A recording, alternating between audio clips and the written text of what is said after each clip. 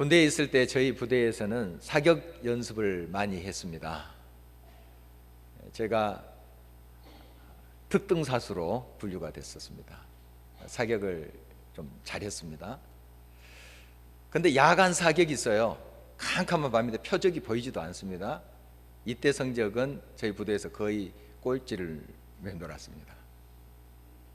그러니까 낮에는 좀 보이니까 표적을 향해서 조준을 정확히 하고 호흡을 멈추고 훈련 받은 대로 했더니 점수가 아주 좋았죠. 그러나 아무리 이 낮에 표적을 잘 맞추더라도 밤에 표적이 안 보이는 데서 사격한다는 것도 다른 문제예요.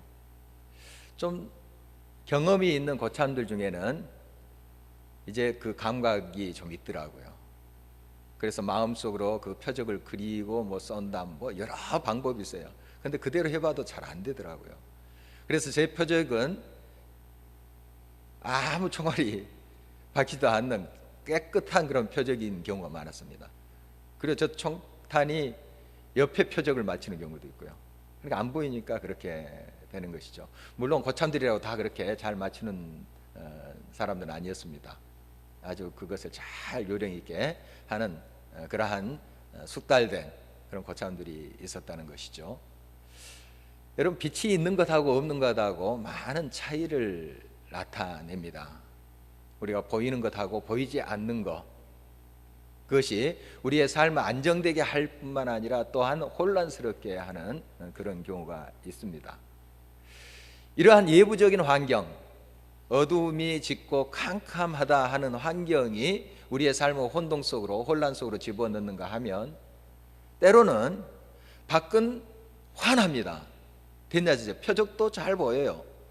그런데 자기 눈을 가렸기 때문에, 자기가 어둠 속에 있기 때문에 혼란과 혼동 속에 빠지는 경우도 있다는 사실이죠.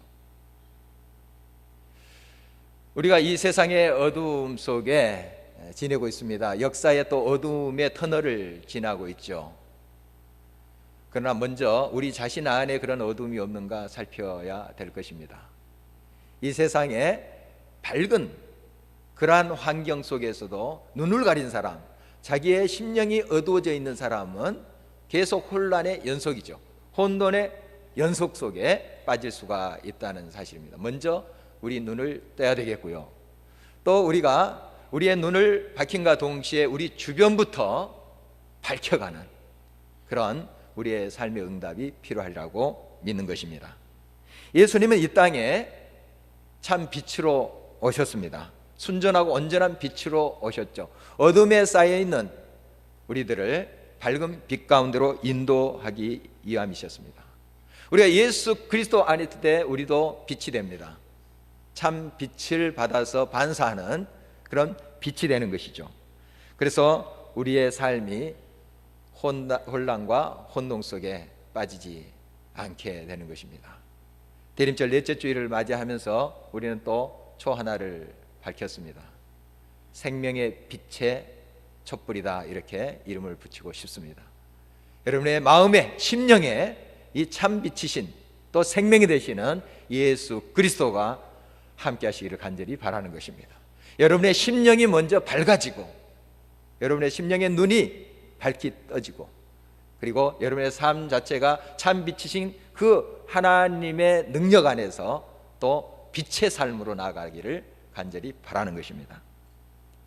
먼저 우리와 함께 하시는 예수 그리스도는 말씀이며 하나님이시다, 이렇게 사도 요한은 증언을 하고 있습니다. 오늘 1절 말씀입니다. 태초에 말씀이 계시니라. 이 말씀이 하나님과 함께 계셨으니 이 말씀은 곧 하나님이시니라. 요한 사도는 확실하게 예수 그리스도는 하나님이시다, 이렇게 증언합니다.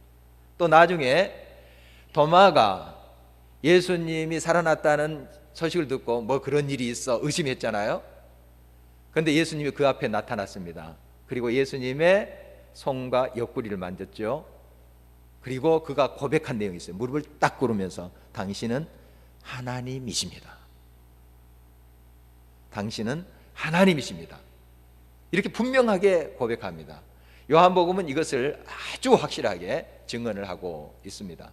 그러므로 예수 그리스도는 어떤 하등의 신이나 또는 피조물이 아니라 하나님과 동등된 분이시다 하는 증언을 확실히 하고 있습니다. 물론 여러분이 지금 알고 계시죠. 그러나 여러분의 실제적인 삶 속에 예수 그리스도를 어떻게 느끼고 참빛이신 예수 그리스도를 어떻게 만나고 계시는지요? 그분은 천지를 창조하시는 하나님 그분이세요. 하나님과 동등된 분이시다 하는 사실이죠. 태초라는 이 아르케라는 단어는 어떤 역사적인 딱 그 시점만을 이야기하는 것이 아닙니다. 초시간적인 그러한 시점을 이야기해요. 초시간적이고 곧 이어서 영원성을 의미하는 것입니다. 그러니까 이 예수 그리스도께서는 어떤 역사적인 시점에서 하나님께로부터 유출된 분이 아니세요. 창조된 분이 아니세요. 하나님과 함께 하셨던 스스로 계신 분이에요. 이 고백이 참 중요합니다. 예수 그리스도가 이 땅에 한정적인 육체로 오셨지만 그분이 하나님이시라 하는 고백입니다. 우리 교회 역사를 보면 아리우스파라고 있어요. 이 아리우스파가 이런 주장을 했습니다. 예수님은 하나님과 본체가 아니시다. 그리고 이 역사 속에서 예수님이 존재하지 않았던 적이 있었다. 이 말은 무슨 말이냐면은 피조물이다 이런 뜻입니다. 예수도 피조물이다. 이런 이제 회개한 주장을 폈죠. 그래서 주후 325년에 니케아 교회 회의가 있었습니다. 이 교회 때 이단으로 분류가 됐었어요. 영지주의자들도 같은 비슷한 주장을 했습니다. 예수는 신이지만 신성을 가지고 있지만 그러나 하나님보다 하등의 신이다. 이런 이제 또 회개한 주장을 폈었죠. 이게 바로 영지주의자들의 그러한 주장이었습니다. 다 이런 것들은 이단입니다. 예수 그리스도가 하나님이시다. 말씀으로 천지를 창조하신 그 예수 그리스도가 하나님이다. 이 고백이 우리의 진실된 고백이 되어야 됩니다. 어떻게 그러면 이 하나님을 만날 수 있는가 하는 것이죠. 말씀 속에서 만납니다. 말씀이 곧 하나님이다. 말씀은 예수 그리스도를 뜻하는데 말씀이 하나님이다. 이게 우리의 입술의 고백으로 그쳐서는 안 됩니다. 여러분 성경 말씀으로 지금 우리들에게 예수님은 다가오세요. 물론 여러분들이 기도 중에 그 예수님의 존재를 경험할 수 있습니다. 임재를 또 확인할 수 있어요. 그러나 말씀이 곧 하나님이시고 그 말씀은 예수 그리스도예요. 그러니까 말씀을 가까이 할 때 예수 그리스도를 우리가 사귀며 살 수 있는 것이죠. 여러분 이것은 굉장한 중요한 것을 여러분들에게 던져주고 있습니다. 활자로 된 이 말씀이지만 이 말씀이 하나님이시다 하는 거예요. 천지를 창조하시고 지금도 무에서 유를 창조하시고 지금도 모든 것을 변화시키고 새롭게 하시는 그 하나님이 이 말씀으로 존재한다는 거예요. 여러분 얼마나 우리가 귀한 말씀을 가까이 대하고 있는지 모릅니다. 여러분도 알고 있다시피 중세교회에서는 이 성경 말씀을 라틴어로 읽었어요. 옛날 고대 로마어죠. 그 사제들만 그 라틴어 공부한 사람만 알아요. 무슨 뜻인지. 성도들은 예배 드리면서 미사 드리면서 전혀 몰라요.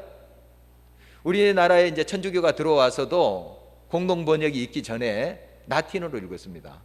사제들이 라틴어를 읽는데 성도들이 무슨 말인지 몰라요. 그러나 느끼죠. 하나님의 임재를 느끼고 그 말씀 봉독할 때 뭔가 감동이 있습니다. 그러나 무슨 내용인지는 몰랐어요. 이렇게 미사를 드렸어요. 그러나 이 말씀이 번역되고 우리 가까이 있잖아요. 굴러다닌 게 성경책입니다. 지금 이 말씀에 가까이 있는데 이 말씀과 우리가 얼마나 친밀하게 사귀고 있는지요. 다시 한번 우리 자신을 살펴야 됩니다. 이 말씀이 육신이 되어 우리 가운데 계신 분이 예수님이라고 고백하고 오늘 1절의 말씀처럼 이 말씀이 하나님이시라 우리가 고백하잖아요. 그러면 우리가 하나님을 만나고 그 능력이신 창조주이신 지금도 모든 고치시고 새롭게 하신 그 하나님이 이 말씀 속에 있다는 것을 우리가 고백하면서 이 말씀과 가까이 하지 않는다. 굉장히 이율배반적인 우리의 응답인 것이죠. 여러분, 말씀과 가까이 하세요. 이 말씀 속에서 살아계신 하나님을 만납니다. 이 말씀은 하나님이세요. 이 활자를 이야기한 것이 아니에요. 이 말씀에서 하나님의 숨결을 느끼게 되고 하나님의 창조의 손길을 느끼게 되고 치료하시는 하나님의 능력을 경험하게 되는 것입니다.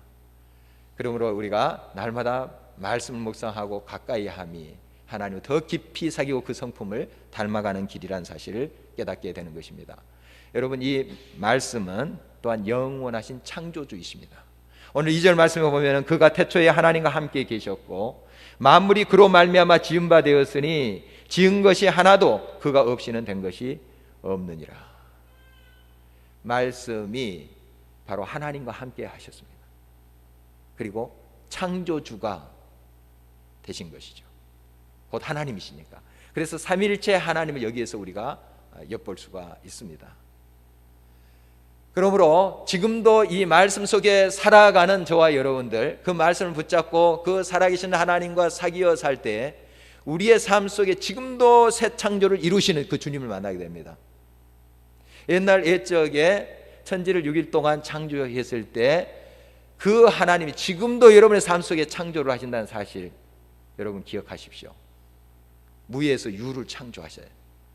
예레미야 33장 3절 말씀에도 보면 지금도 이를 지어서 창조하셔서 성취하신다 말씀하세요. 여러분의 삶 속에 지금도 창조이신 그 하나님께서 말씀으로 역사하실 때 여러분의 삶을 새롭게 합니다. 새 창조의 역사가 일어나요. 치유의 역사가 여기에 있다는 사실이죠. 그러므로 날마다 우리가 하나님의 말씀을 더 사모하면서 가까이 해야 될 이유가 여기 있습니다.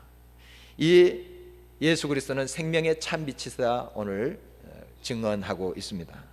4절입니다. 그 안에 생명이 있었으니 이 생명은 사람들의 빛이라.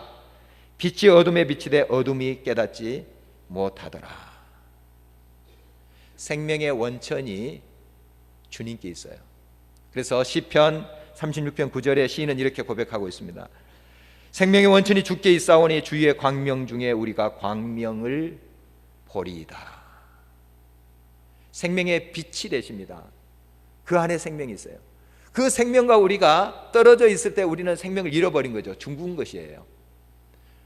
우리가 이 땅에 여러 가지 부와 성공과 성취를 이루기를 원합니다. 또 오늘도 우리 한 어머니께서 따님하고 같이 일부 예배 참석했어요. 대학교 합격했습니다. 이런 반가운 소식이었어요. 참 기쁘죠. 그런 일들 많이 일어나길 바랍니다. 그런데 여러분, 생명의 삶을 여러분이 잃어버린다면 그거 다 무의미합니다.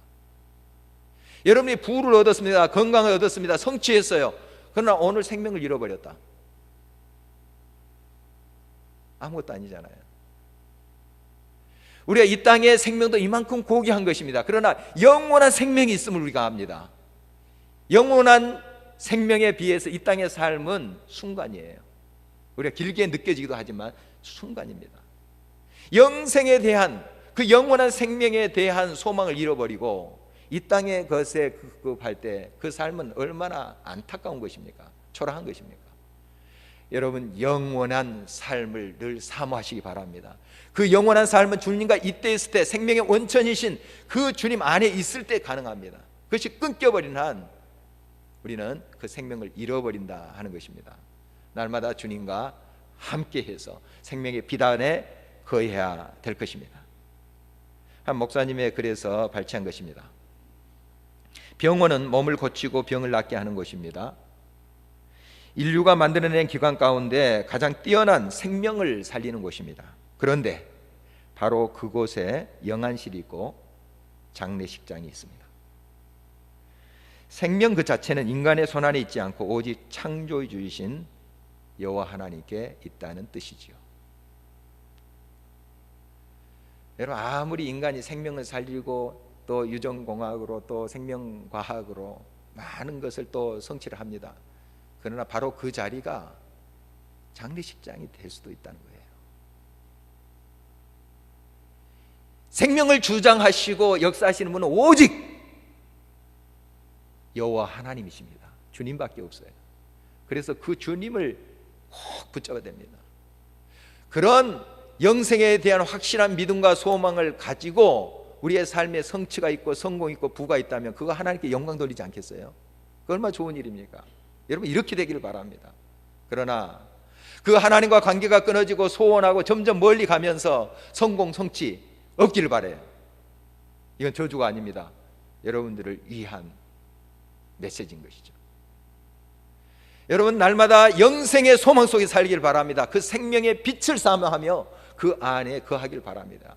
그 안에 거함으로 여러분의 삶에 많은 나타난 열매로 인해서 하나님께 영광 돌리는 복된 삶이 되시기를 간절히 바라는 것입니다. 생명만큼 귀한 것이 없습니다. 어린 왕자의 작가 생텍쥐페리의 말입니다. 인간의 생명은 그 무엇보다 귀중한 것인데도 우리는 언제나 다른 그 무엇이 더 큰 가치를 가지고 있는 듯이 생각하고 행동한다. 생명이 가장 귀한 것이에요. 물론 어떤 법도 중요하고 규칙도 중요합니다. 어떤 철학도 중요하고 어떤 성취도 중요해요. 생명만큼 귀한 게 없어요. 생명 잃어버리면 다 끝나는 거예요. 여러분, 생명을 귀하게 여겨야 됩니다. 나아가서 영생의 소망에 잇대어 우리가 살아야 됩니다. 여기에 대한 열망이 간절히 불리듯 일어나기를 바라는 것입니다. 생명의 원천이신 주님과 잇대는 삶, 그 삶은 나도 살고 나로 인해서 옆에 사람도 살게 해요. 우리가 하나님과 늘 생명의 빛 앞에 교제하면 우리는 빛이 되어서 다른 사람이 비치게 돼 있습니다. 달이 태양 앞에 설 때 빛이 된 것처럼 생명의 빛 앞에 서면 우리가 빛이 되는 거예요. 그리고 우리를 통해서 많은 사람들이 그 빛을 보고 혼란과 혼돈을 벗어나요. 바른 길을 가게 됩니다. 어두운 길, 바른 방향으로 가게 돼요. 그 안에 생명이 있으므로 우리가 예수 그리스도의 생명으로 가득 찼을 때 우리를 통해서 생명들이 살아나게 되어 있습니다. 그런 역할을 우리들에게 주님께서 부탁하고 있는 것입니다. 우리 교회 이제 10년이 되었습니다. 2005년 12월에 첫 예배를 드리고 그 이듬해 바로 1년 뒤에 저희들이 결산을 해보니까요, 한 예산의 35%를 구제와 선교 헌금으로 썼더라고요.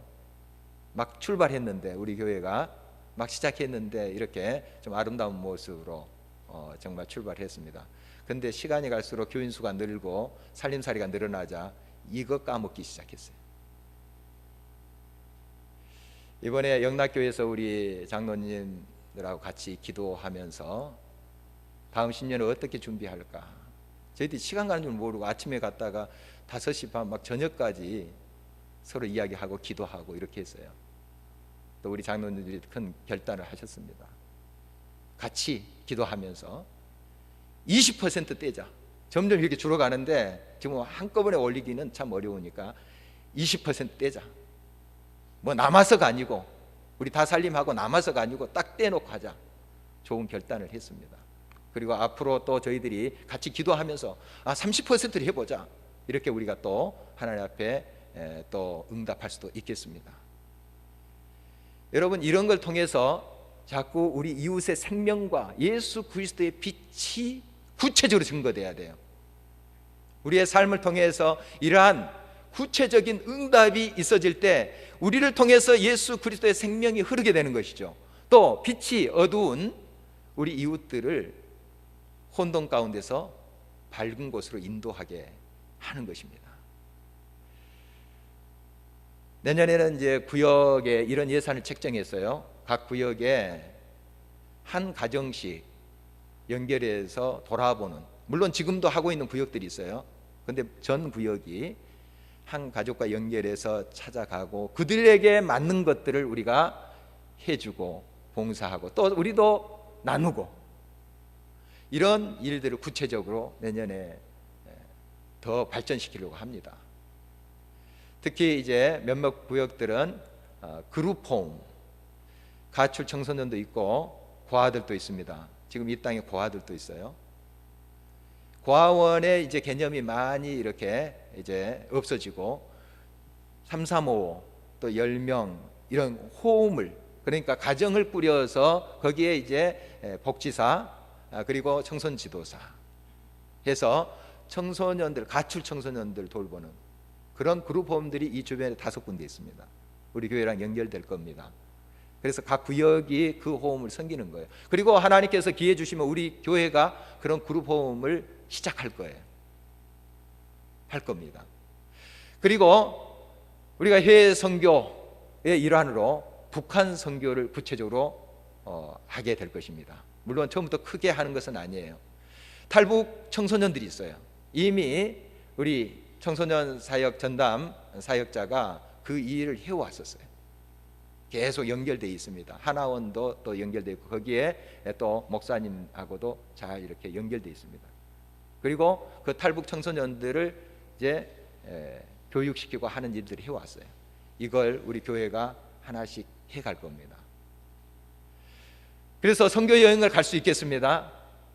두만강변, 저 압록강변으로 우리가 선교 여행을 가요. 거기에 보면 대북 민간 지원 사업을 하는 분들이 있어요. 농촌을 살리고 그들의 경제 사정을 살피는 그런 구체적인 사역을 하는 사람들이 있어요. 그분들과 함께 기도도 하고 우리가 같이 어떤 방법으로 도울 것인가 하는 것들을 그 선교 여행을 통해서 배우게 될 거예요. 이런 것들을 구체적으로 우리가 해감으로써 예수 그리스도의 생명이 우리를 통해서 흘러가고 우리의 작은 빛이지만 어둠 가운데 이 한반도가 좀 밝히 빛나는 그런 계기가 되었으면 하는 바람인 것입니다. 우리 예수 그리스도는 참된 구원의 빛으로 이 땅에 오셨습니다. 참 빛으로 오셨어요. 그런데 이런 모든 세상에 유사품이 있습니다. 좀 그럴듯한 그런 참 빛이라고 선전하는 것들이 있어요. 여러분 이거 주의하셔야 됩니다.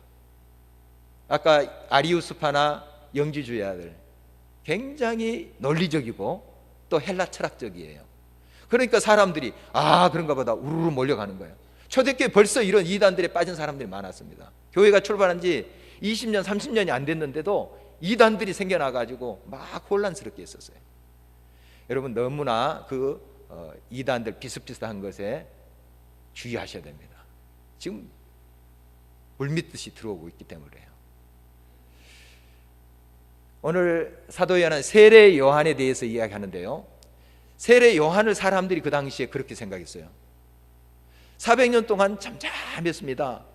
선지자 말라기 선지자를 끝으로 잠잠했어요. 선지자들이 없었어요. 물론 있었지만 큰 소리가 없었죠. 이 어두운 터널을 지나면서 메시아를 기다리고 있었던 거예요. 그러나 광야에서 일성이 들립니다. 회개하라, 천국이 가깝다. 바로 세례 요한이에요. 사람들이 우르르 몰려갔죠. 대단하다, 저 사람이 메시아인가? 참 빛인가? 생각한 것이 당연한 것이죠. 굉장히 일이 일어나고 막 세례 베풀 때 죄인들이 막 회개하고 얼마나 놀라운 일이 일어났는지 모릅니다. 이때 세례 요한이 이렇게 말합니다. 나는 그 참빛이 아니요, 내 뒤에 오시는 이가 참빛이요, 나는 그의 신들매도 들기 참 감당하기 어려운 사람입니다. 이 사람 참 겸손한 사람이고 진실된 사람이에요. 그러니까 우리가 존경하는 거죠. 그러나 역사를 보면 착각해서 자기가 그리스도 하는 사람이 얼마나 많은지 몰라요. 좀 그 정도는, 그 정도까지는 아니지만 자기에게 뭐가 있는 것처럼, 자기에게 무슨 진리의 특허가 있는 것처럼 그렇게 은근히 자기를 나타내는 경우가 있습니다. 여러분 이런 데에 현혹되지 마십시오. 그게 개인이든 단체든 여러분 분별하셔야 돼요. 참된 빛은 우리 주 예수 그리스도밖에 없습니다. 말씀 이 밖에 없어요. 그러므로 여러분의 말씀을 만나야 돼요. 말씀을. 물론 옆에서 많은 사람들이 도울 수 있고 교회가 도울 수 있고 또 저도 도울 수 있겠습니다. 그러나 여러분의 주님과 사귀는 것은 여러분이 사귀어야 돼요. 제가 어떤 청년에게 정말 훌륭한 아가씨를 소개한다 합시다. 결혼 정년기에 있는 청년에게 아가씨를 소개한다 합시다. 소개할 수 있어요. 그러나 사귀는 것은 둘이 사귀어야죠. 그런 거 아니겠습니까? 그 둘이 막 사귀는데 끼어들어서 이러니 저러니 이러면 그 사귐이 제대로 되겠습니까? 여러분, 하나님과 만남이 이거예요. 그래서 오늘 말씀은 그 참빛이 있는데 각 사람에게 비치더니, 각 사람이 비치더니, 물론 공동체에 하나님의 영광이 임하고 역사해요. 그러나 개인적으로 여러분들이 하나님을 고백해야 돼요. 나의 하나님이십니다 고백해야 돼요. 그 주님을 여러분이 사귀는 거예요. 여러분이 만나야 되는 거예요. 옆에서 도와줄 수 있어요. 소개시켜 줄 수 있습니다. 좋은 사람이야, 좋게 이야기해 줄 수도 있어요. 여러분이 만나야 돼요. 여러분, 말씀 속에 그 하나님을 여러분이 만나세요. 간절한 열망을 가지고, 주님 내 마음을 엽니다. 참 빛이신, 생명의 빛이신 주님 내 마음에 임하소서. 내가 주님과 동행하겠습니다. 늘 말씀과 가까이 하면서 그 주님을 깊이 만나시기 바랍니다. 그 주님이 여러분의 지혜가 됩니다. 힘이 되십니다. 여러분의 길이 되신다는 사실입니다. 이 참빛이 이 세상에 왔는데요, 그 참빛을 어둠이 깨닫지 못했다. 오늘 본문은 그렇게 말하고 있습니다. 이 어둠에 너무 익숙해 버리면 빛을 감당 못해요. 어느 정도 어둠 생활에 좀 발을 디뎌놨다면 좀 빠져나올 수 있어요. 그러나 임계점을 넘어가면 빠져나오기 거의 불가능합니다. 물론 주님의 능력은 못하실 일이 없죠. 그러나 참 힘들어요. 불가능에 가깝습니다. 여러분, 지금 역사의 어둠 속에 있습니다. 이 시대의 가치관이 얼마나 우리를 잠식하고 있는지 몰라요. 어둠의 문화 속에 우리가 잠겨 있어요. 그래서 판단을 못하는 거죠. 하나님은 여기에 계시고 말씀으로 가까이 계신데도 우리가 못 보는 거예요. 왜? 우리 안에 어두움으로 가득 차 있기 때문에, 내 눈이 가려져 있기 때문에. 우리가 이 문화 속에서 벗어나야 됩니다. 먼저 내 심령의 어둠을 몰아내야 돼요. 말씀의 생명의 빛으로 몰아내야 돼요. 그리고 그 주님과 깊이 사귐으로 우리가 눈을 떠야 됩니다. 내 곁에 지금 이 자리에 계신 주님을 만날 수 있어야 됩니다. 우리가 자꾸 이 세상의 어둠의 문화 속에 익숙해져 버리면 거기에 빠져나올 수가 없어요. 어릴 때 이제 소풍 가면 보물찾기 해야죠. 그러면 이런 바위나 돌멩이를 막 뒤집습니다. 거기에 이제 숨겨놓기도 하죠. 그러면 돌멩이 딱 엎어놓으면 거기에 짐승들이 있어요. 조그만, 얼마나 재빠르게 숨는지 몰라요. 팍 숨습니다. 햇빛을 감당을 못하는 거예요. 어둠에 익숙해져 있기 때문에 그런 것이죠. 캐나다 케이프 브리튼 섬에 그 탄광이 있었습니다. 여기에 이제 탄광에서 석탄을 캐서 이제 나르는 것인데요. 이 나르는 작업을 그 굴 속에 들어가서 말들이 있다면, 일을 하는 말들 있잖아요. 말들이 했다는데, 한 번 그 탄광 안으로 들어가는 말들은 밖으로 나올 수가 없습니다. 거기에 이제 익숙해졌죠. 이 눈이 그 어둠 속에 익숙해졌어요. 그래서 거기에서 이제 수년간 이제 작업을 하죠. 그런데 밖에 그 상태로 나왔다는 실명을 해버린대요. 밝은 빛 때문에. 그래서 한 번 들어간 말들은 거기서 생을 마치는 거예요. 여러분, 어둠의 문화 속에 젖어드는 것이 이만큼 위험한 것이에요. 얼마나 세상의 가치관이 우리를 유혹하고 있습니까? 여러분, 하나님의 말씀의 가치관으로 돌아와야 됩니다. 참 빛이신 그 말씀과 사귀어 살아야 돼요. 그래야만이 우리가 빛으로서 이 세상의 어두움을 몰아내는 역할을 감당할 수 있는 것이죠. 우리가 이 부르심에 함께 응답해야 될 것입니다. 우리 길가의 교회는 말 그대로 길 옆에 있습니다. 정말 어둠을 밝혀내는 가로등이 됐으면 좋겠어요. 가로등이 됐으면 좋겠어요. 이 세상에 우리가 어둠을 탓하고 역사의 어둠을 탓합니다만은 우리가 참된 가로등이 되어 있는가 하는 걸 먼저 돌아봐야 될 것입니다. 진리의 빛을 온전히 증거하고 사랑의 생명의 빛을 비춰줘서 길 가는 사람들이 방향을 잃지 않고 혼돈과 어두움 속에서 빠져나와서 바른 길을 갈 수 있도록 제시하는 그런 역할을 우리 교회가 감당해 가야 될 것입니다. 이것은 그 누군가 하는 것이 아닙니다. 바로 여러분들이 하는 거예요. 같이 우리가 주 안에서 믿음으로 응답할 때 가능한 일이라고 생각되어지는 것입니다. 여러분, 이 부르심에 우리가 함께 응답하기를 바랍니다. 다음 10년을 우리가 내다보면서 같이 참 빛이신, 생명의 빛이신 그 주님을 붙잡고 다시 한번 우리가 빛의 사명을 잘 감당함으로 이 사회가 하나님의 빛으로 온전히 더 밝아지기를 간절히 바라는 것입니다.